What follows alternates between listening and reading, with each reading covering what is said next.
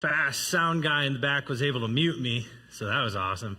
But online, not so much. So found that out when I went back and listened to that. Made a joyful noise, though. That's what counts. But I'm glad you guys are here. Glad for you guys who are tuning in online and watching with us and joining us to worship. And if you haven't and you're new, or if you're new online, you can do this, from home as well. You can fill out a connection card. I believe you can do that through the app. You can also do that physically through here. That's just a way for us to get information, to be able to connect with you, right? That connection is big. We can let you guys know that events are coming up or anything, or serving opportunities. So if you're wanting to get plugged in more, that's a great way. Go ahead and fill that out. Let us know. And speaking of that connection, we've been going through a sermon series on prayer. We're a little bit into that. And a couple weeks ago, we talked about this power plug, right? That was our first week of connecting with God, getting to a quiet place, connecting with God. There's power in prayer, right? And then last week, we talked about how there's a spiritual war and how it helps for us to unplug from everything else, right? That might distract us, and that we need to suit up, put on the full armor of God, and we need to get on our knees and pray. And if we start walking in these spiritual disciplines, we can then walk in spiritual power. And so we're going to continue that kind of same mindset today of spiritual disciplines and what we're doing. This C.S. Lewis quote just jumped out at me this week, so I'm just going to read it because I just found it very true. I pray because I can't help myself. I pray because I'm helpless. I pray because the need flows out of me all the time, waking and sleeping. It doesn't change God, it changes me. And that idea of just faithfully seeking the Lord in prayer, faithfully seeking the Lord in His Word, and just almost like building up spiritual formation, right? Sometimes spiritual formation is just faithfully trusting that God is at work in the everyday, ordinary life. When you've done this for a considerable amount of time, you'll realize you'll get a point in life where, like, whoa, I feel like there's spiritual walls kind of like built up within me, to where maybe, you'll find yourself in a valley, a really hard time, and maybe 5 years ago, that valley would have destroyed you. But you're not leaning on yourself anymore, and you're realizing you're seeking God in those valleys, going, God's got something for me here, or maybe it's a conflict, and where in years prior, maybe relationships would have been destroyed. And now you're finding like you're seeking out and going, okay, I'm seeking God in this because He wants to restore relationships, right? So this spiritual formation, practicing spiritual discipline, we are strengthening up our spiritual walls within us. And like I said, we're going to continue that today by discussing fasting. And honestly, fasting, when I don't think it's a topic that's necessarily commonly talked about. I think that because I'm 31 years old and I've been going to church all my life, and I can't really remember a ton of like full out sermons on it. Sometimes there'll be a sub point or something thrown in there, but didn't really know a lot about fasting. So sometimes it brings a little bit confusion. Maybe me just saying the word fasting, and I'm going to be talking about that. Maybe you're sitting there going, Pastor Nate, you don't know me. Like, I get angry. Like, if you want me to go be a disciple, stay away from my food. Like let's not get into that. Maybe there's just that thought that, I don't know a whole lot about this. It's confusing, and I don't want to be left unsatisfied.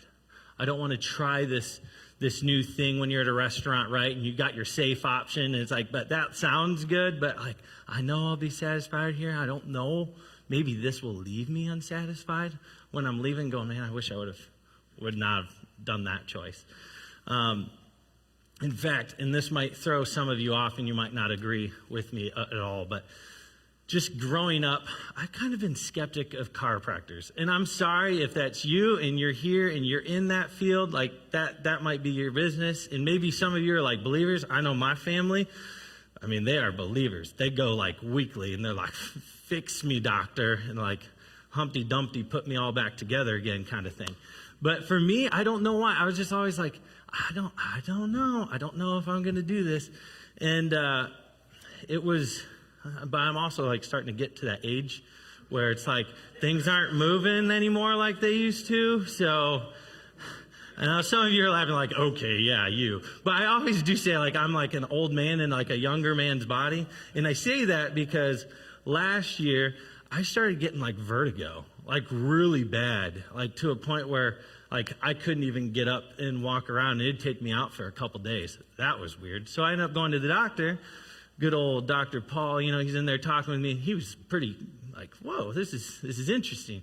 And he like goes out the door. He leaves it cracked. I literally hear him say, I got a 30-year-old in here and he's got vertigo. Isn't that crazy? I'm like, okay. Yeah, I know this is a little different. But it's just this idea of I didn't want to be, I got this idea of going to the chiropractor, but I was nervous about it because I had never been and I didn't want to be left unsatisfied. But I go and he like cracked my neck like 50 times, like popped it up like crazy. And I actually haven't had vertigo since. So it's like, this is kind of nice. And then, so I started kind of getting a little dizzy again, neck pain. I was like, I might try this again. And I get in there and I write neck pain on the thing and I face down on the mat. And doctor kind of walks in. Takes the paper. I can hear him talking. Neck pain, eh? Oh, okay. Puts it back. Next thing I know, I just feel him like on my lower back, and like trying to just heave on my back. And I'm like, dude, I need but please, my neck. Like I don't really need my back work done right now. And nothing's popping. So I think it was like a challenge for me. Like, no, I'm gonna make this thing pop. And it just wasn't popping. And I'm just like, Lord, please make this end. And then eventually he gets working up my back, starts popping eventually, and everything's good. But now I got lower back pain. I'm like, what in the world? Like, it's been bad. I haven't been sleeping good. Like, it's crazy. So I was like totally skeptical. I don't know about this whole thing. And then I'm left unsatisfied. I am. I'm left unsatisfied at this point. I'm a little disappointed. But I want to just reassure you guys, as me and I'm up here, and as we've heard, throughout this today, we're going to be talking about fasting, and you might have already had some thoughts and thinkings. You may be hungry, but you will be left satisfied. Okay? It is more of this thing where you are going to suffer physically, and that's okay because that's our flesh, and that's why we seek out our strength over here, right? And so that's what we're going to get in with. And I just want to put a disclaimer out. I'm not an expert on this either. This is something that, like I said, it wasn't really talked about. I never really heard a lot of sermons about. I've seen my parents do it. I kind of have done it a few times. But then as I was starting to dive into prayer through this sermon series, I really kind of latched on to fasting, and like I'm learning. So will you guys learn alongside with me today? Let's go ahead and open up to Matthew chapter 9, and we're going to read verses 14 through 17. We already heard it once as Jackie read that passage for us. We're just going to read it again. And if you guys want to, you can also follow along on the screens as well. Matthew chapter 9, verse 14 through 17.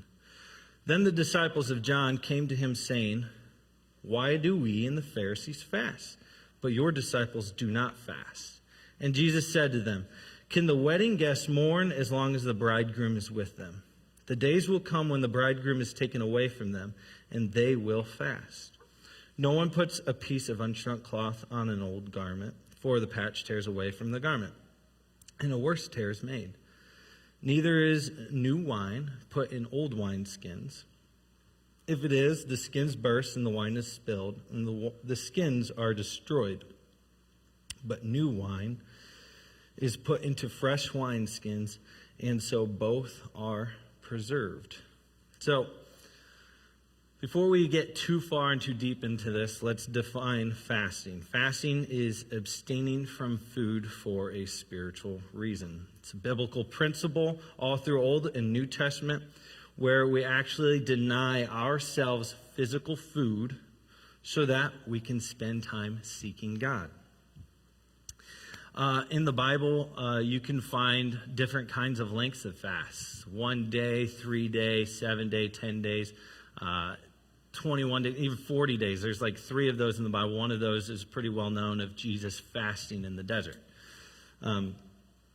But let's go ahead and look back at the scriptures to see what's going on here in this passage.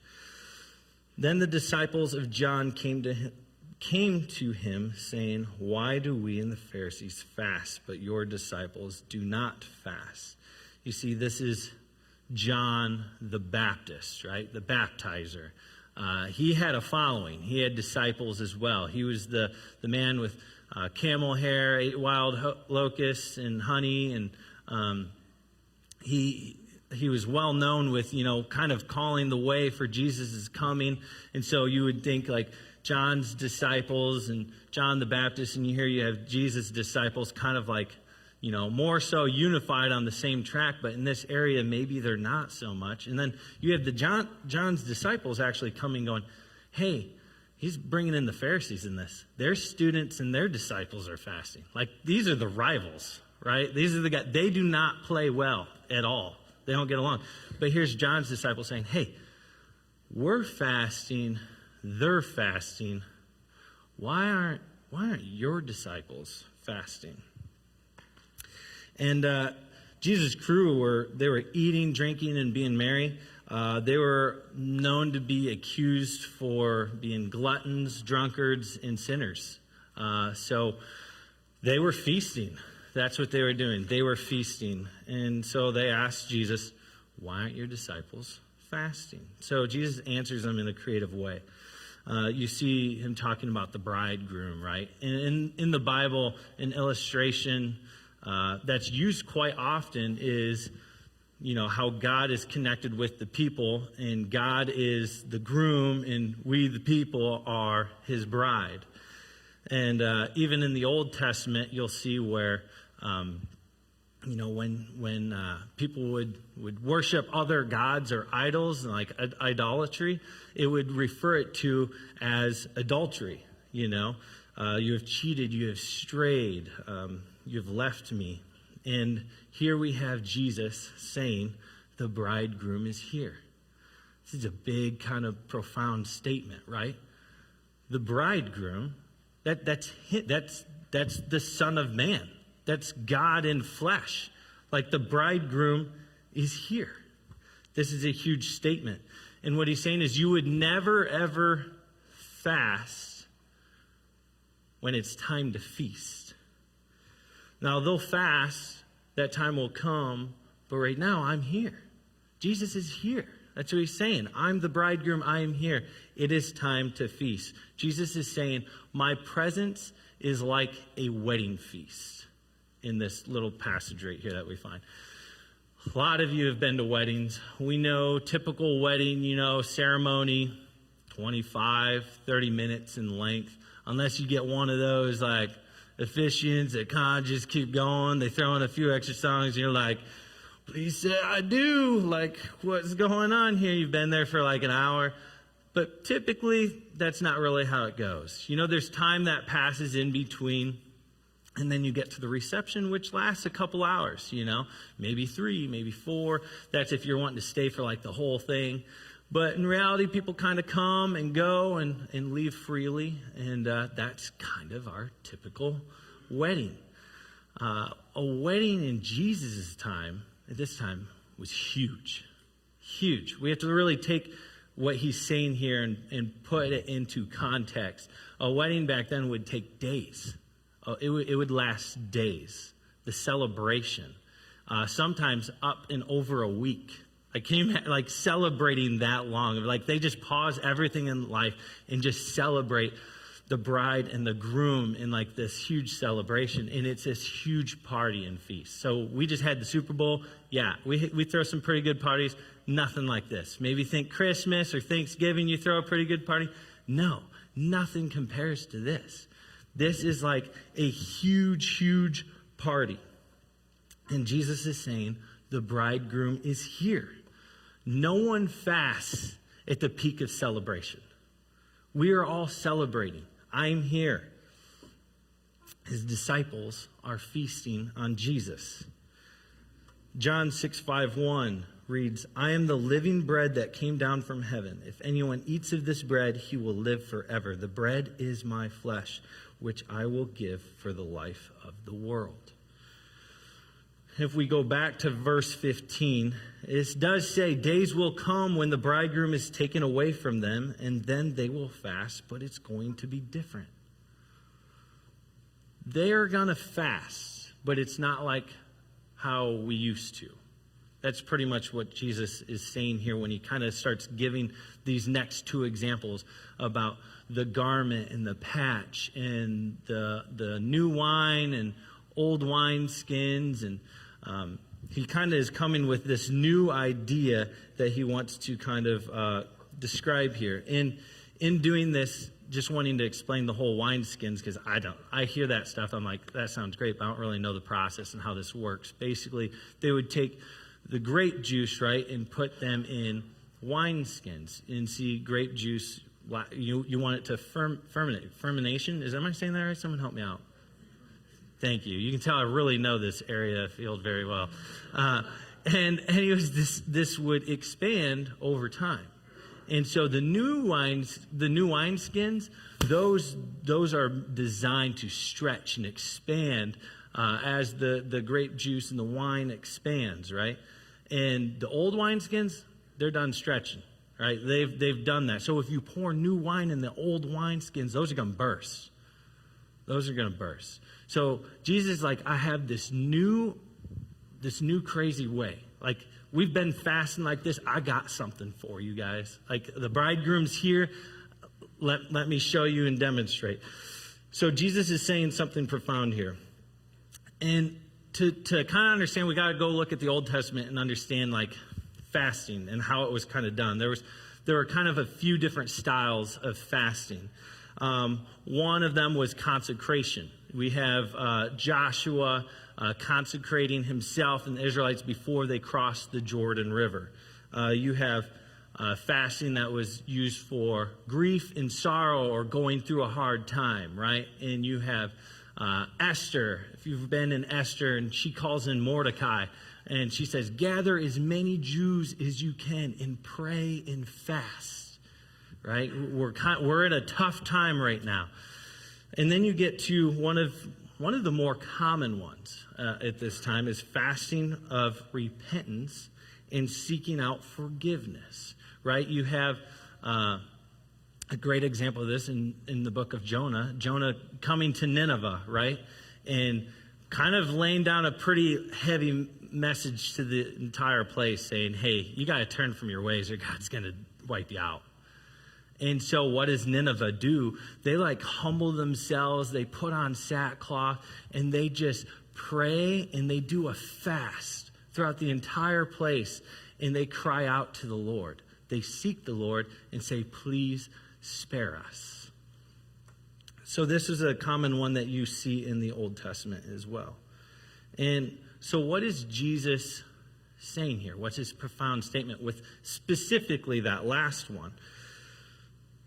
You don't need to physically consecrate yourself before God, to be holy before God. Why? Because Jesus did that. Like, God did that. He came in the flesh. The Son of Man, the bridegroom, he's here. He came. Jesus consecrates you. You don't consecrate you.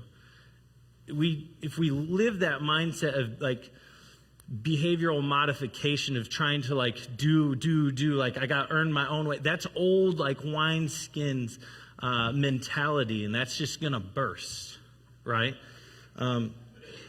If you try to fast for God to intervene for your forgiveness, Like God has already intervened for you. Like he's come, he's delivered us from sin and death. Like that's done, that's accomplished. Like we don't need to go to God in fasting like this anymore. There's a new way. We don't have to fast this way anymore. We now fast because we've tasted the kingdom and nothing else will satisfy.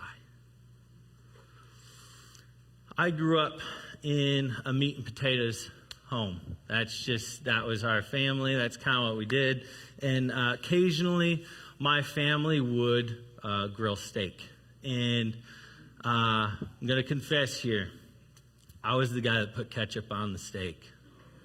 See, I knew that was going to be the response. I knew it. I know. I was the guy that's like, I'm a cheeseburger guy. Like, come on. It's all right. This steak thing's overrated. Why would you pay that much for steak? Like, that's kind of my mindset. Me and Lauren, we met freshman year at Bethel, sophomore year at the very end, started dating. And then by our junior year, it was our first Valentine's Day as like a couple. So I do it up right. And we go to Tippecanoe in South Bend, this nice place. And Lauren's loving it. I can tell. I'm yes, doing good. Doing good. This is my first Valentine's Day, guys. I've never dated up to this point. So I'm feeling pretty good. And we're all dressed up and I sit down. There's a rose there. She's like, did you plan this? I'm like, yeah. Nice job, waiter. And anyways, we're sitting there, and I open the menu. I'm looking for my cheeseburger, and there's one thing on the menu today. It's a Valentine's special, and it's steak. And I saw the price, too, and I was like, oh, why can't there just be a burger on here? I'm good. I'll pay for hers. But anyways, it's time to order, and she asked me how I want it cooked. And I'm like, cooked? Yeah, I'll have it that sounds good. Looking confused at me and stuff, and I look over, Lauren's not pleased with me. I can tell she's just what are you doing? And I hear her order medium rare, and I just remember thinking, that's weird. You're thinking I'm weird, everyone's like, that sounds weird.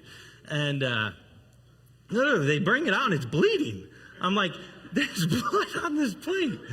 I'm waiting for her to cut into it and have her it start screaming or something. And I'm like, this is crazy. But I will say this, she gave me a bite. It's the scales had fallen off my eyes. And I was like, I have not tasted such goodness. This is good. And now, I'm a medium rare guy. I love it. I don't know what I've done. I've missed so much time in my life. Felt like I needed to catch up. I love steak. I love medium rare. For the rare people out there, God bless you. I'm not there yet, but awesome. But as you it's funny because I've gotten to a point now where if I realize if it's overcooked or cooked anything beyond that, I realize I don't like the taste of it anymore. And I'll say some crazy stuff this last Valentine's Day, I grilled steak and one of them was thinner than the other and I cooked too much through it. And literally I was like, what did I say? I ruined it, right? I came in, I'm like, I ruined it, honey. You should have seen her face. She's like, she's big. She likes her steak too. But anyways, it's just this idea of knowing that it's good, that steak was good, that was cooked through, but I just knowing there's a better way. There's a better way. And Jesus is saying we aren't going to fast that way anymore. We now fast as those who have tasted, right? And we know it's better. We know there's no treasure greater than him. There's nothing that will even taste as good as the presence of Jesus. That's ultimately the best taste. And once you taste that, it's all right, I see. It's the eyes opening thing, right? Theologian John Piper says this best. We have tasted the powers of the age to come, and our fasting is not because we are hungry for something we have not experienced, but because the new wine of Christ's presence is so real and so satisfying. The newness of our fast is this. Its intensity comes not because we have never tasted the wine of Christ's presence, but because we have tasted it so wonderfully through a spirit, and now not be satisfied until the consummation of joy arrives. we are now fasting from a different place. We have tasted and seen the Lord is good. So now that we know a little bit more about fasting, let's talk about a little bit of what does it accomplish, right? We know that connection, right? That connection is good. And we know as we're talking about this, that we're going to seek him and be in his presence. So we already know that. But what else does fasting accomplish?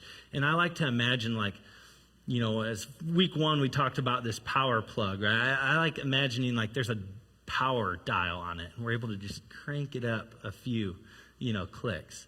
And I feel like that's kind of a power aspect through fasting. If you guys recall 2 weeks ago, I used a passage out of Mark 9 where Jesus is coming off the mountainside.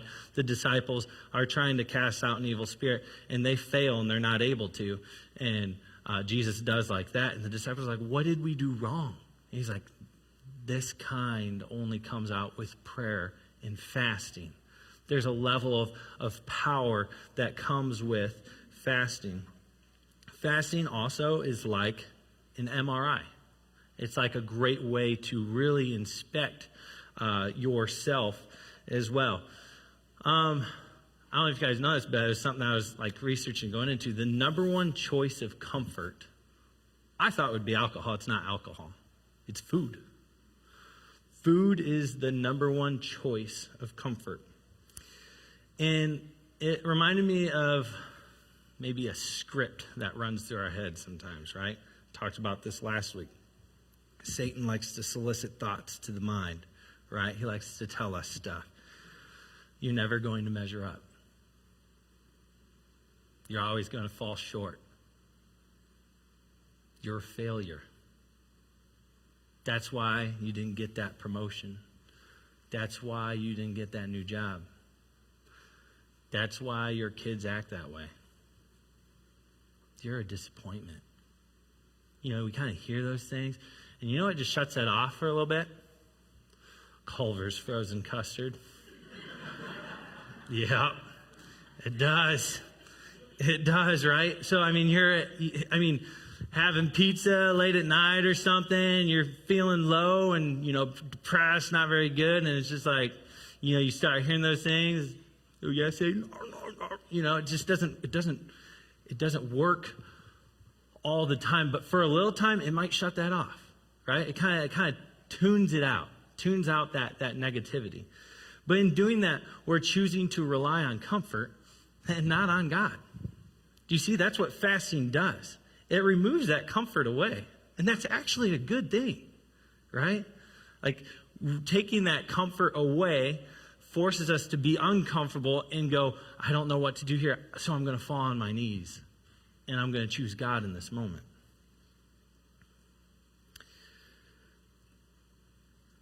Food is not bad. I do want to state that too. Food is not bad. It's honestly one of my favorite things about great food is it just shows us like how good and how generous of a God we have, right?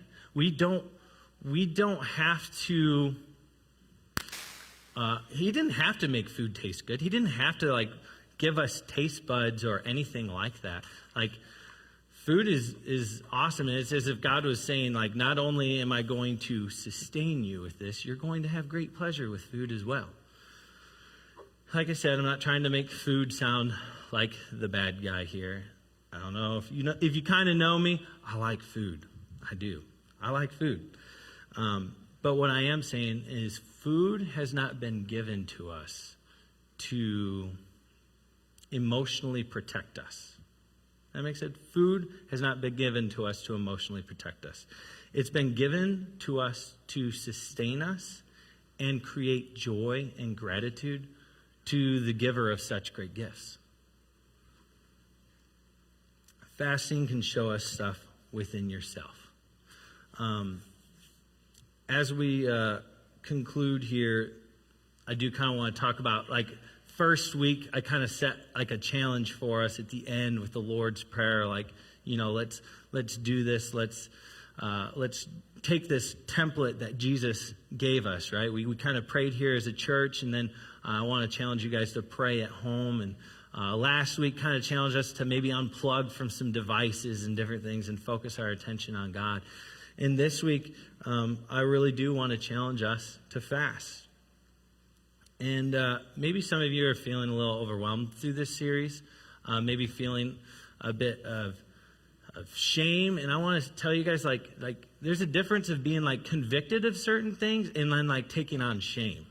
Like God never convicts that you might feel shame. God always convicts that you will move into greater life. That's the key. So if you're starting to feel shame, that's from the enemy, and speak away from that.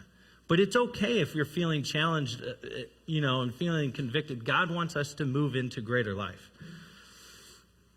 We're going to read Matthew chapter 6, verses 17 through 18.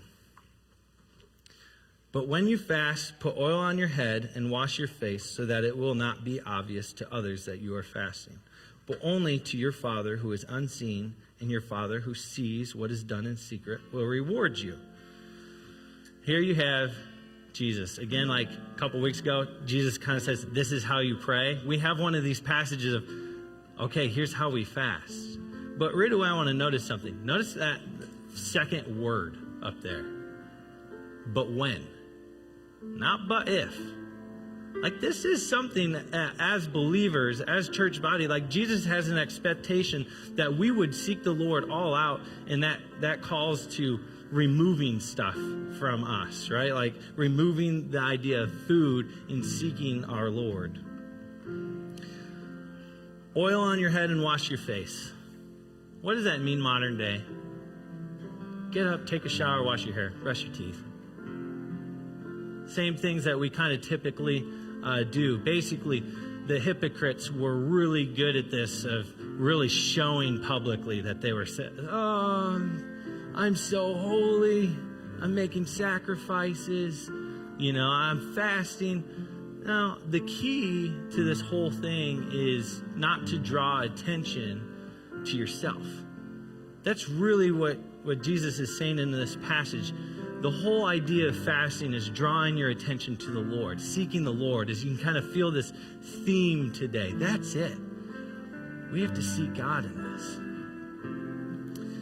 You don't have to feel like you have to lie, like at every meal or anything during your fast. And, food's presented like, oh, I'm not hungry.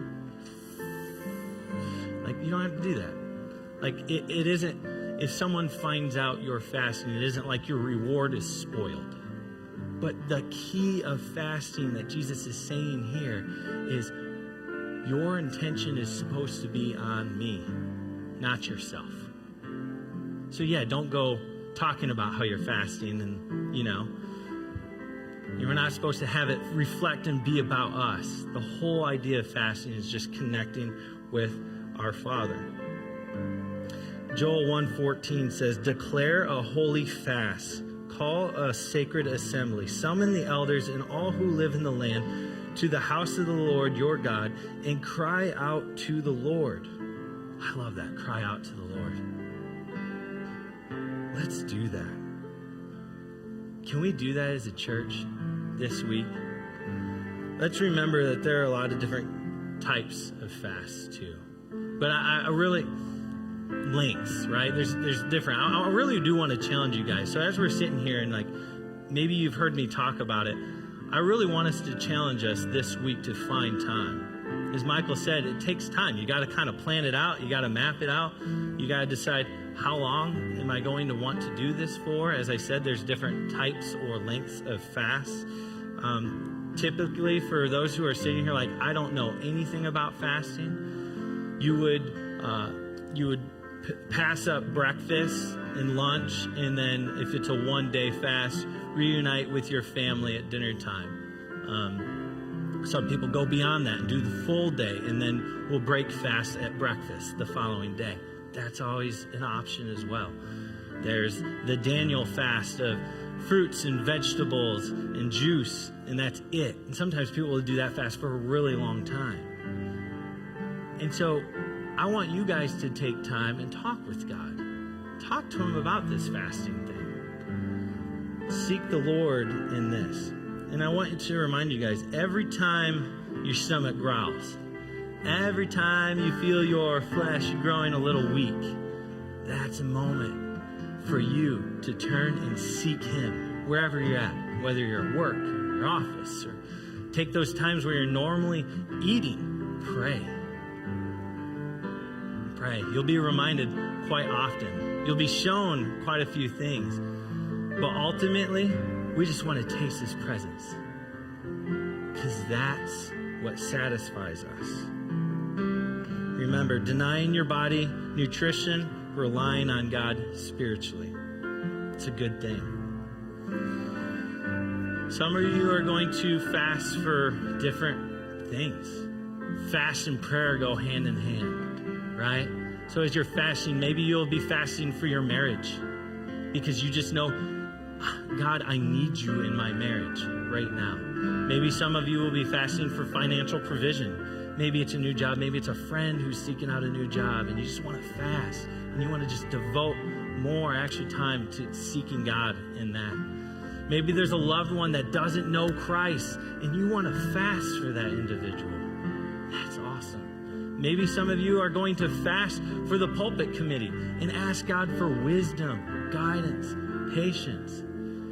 Maybe some of you are going to fast for the next pastor that's going to be coming. Fast for him. Pray for his family, his kids. Prepare his heart. Give him vision. Maybe some of you are going to fast for the staff, for the board, for our government, for our nation. Whatever is just lying on your heart and you're like, this has been bothering me. It's okay. Sometimes God gives us those that stir within us, like, this is frustrating me. This isn't right. That's okay. Maybe that's why God's saying, hey, I need extra time with you. I need you to focus and seek me out and fast. That's my challenge to you guys this week. We're going to sing a song, Love Came Down and Rescued Me. No matter how we're seeking out God, whether it's just straight up being in His Word, prayer, fasting, all these spiritual disciplines, building up those formation walls, right? Love came down and rescued me. Let's just praise our Heavenly Father and worship Him now.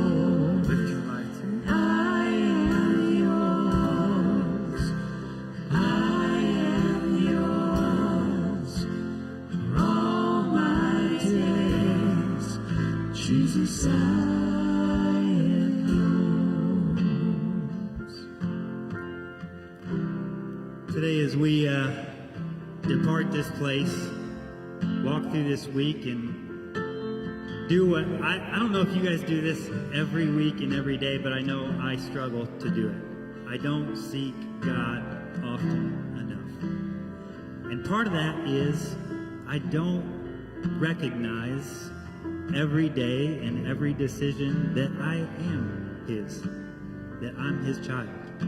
That's hard sometimes. You know, we walk through this world and bad things happen, and struggles occur, and obstacles get in our way. And we just want to knock down the obstacle, whatever that is, right? We don't realize that I'm a child of God, and He's going to knock that down for me. Those are daily things that we can consciously think of. And just a quick story. We're going through the college search process with my daughter and my youngest. My oldest is already in and costing me a lot of money, so that's cool. My youngest is about to start that process, and she's a little late to the game on part of it because she hasn't made up a decision. And as she's going through this, I'm realizing there's a part of me that has this massive fear of commitment that I've never realized, right? Through my whole life. I went through the same process when I was her age. And sports came into the picture, and I was trying to decide if I was going to play sports, not play sports, what's that look like? And as she's going through this process, I'm getting frustrated with her, and I'm like, make a decision. Dad just needs to know how much it's going to cost, right? And I realized then that, hey, there's a massive fear of commitment in my own life to commit to God on a daily basis, right? Here I'm getting frustrated with her over committing to a school, and I'm sitting here, the biggest contradiction on earth, going, man, I can't even commit to God every day to get on my knees and pray, right?